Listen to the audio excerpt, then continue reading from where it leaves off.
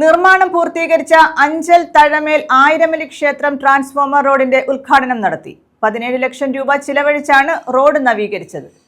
വർഷങ്ങളായി തകർന്നു കിടന്ന റോഡ് പുനർനിർമ്മിക്കണമെന്ന് നാട്ടുകാരുടെ ശക്തമായ ആവശ്യത്തെ തുടർന്നായിരുന്നു നവീകരണം. അഞ്ചൽ ഗ്രാമപഞ്ചായത്ത് വട്ടമൺ വാർഡിലെ വാർഷിക പദ്ധതിയിൽ ഉൾപ്പെടുത്തിയാണ് റോഡ് നിർമ്മാണം പൂർത്തീകരിച്ചത്. 17 ലക്ഷം രൂപ നിർമ്മിച്ചാണ് റോഡ് നവീകരിച്ചത്. നവീകരണം പൂർത്തിയാക്കിയ അഞ്ചൽ തഴമേൽ ആയിരമല്ലി ക്ഷേത്രം ട്രാൻസ്ഫോമർ റോഡിന്റെ ഉദ്ഘാടനം ഗ്രാമപഞ്ചായത്ത് അംഗം അഖിൽ രാധാകൃഷ്ണൻ നിർവഹിച്ചു.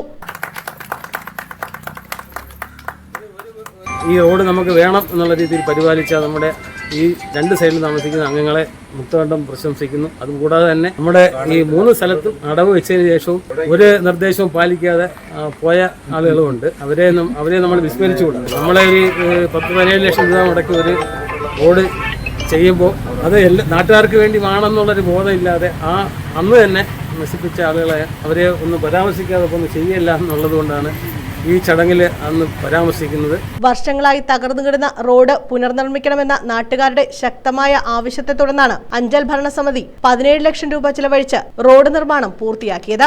ന്യൂസ് ബ്യൂറോ, കൊല്ലം.